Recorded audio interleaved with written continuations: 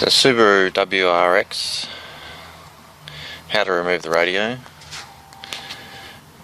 First, we'll start from back here.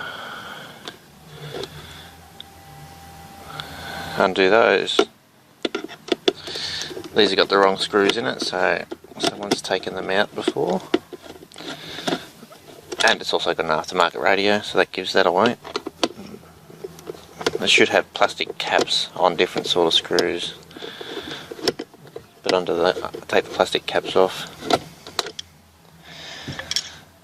take this panel out,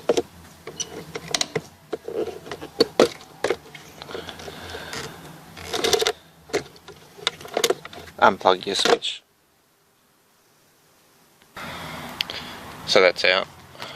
Now just pull this out.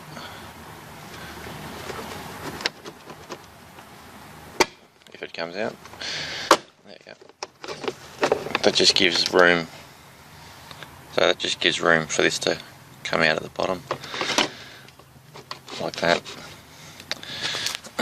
Yours will be clipped in.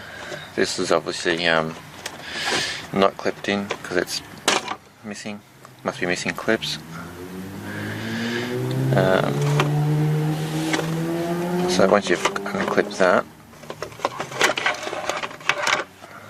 you can put that to the side or unplug it.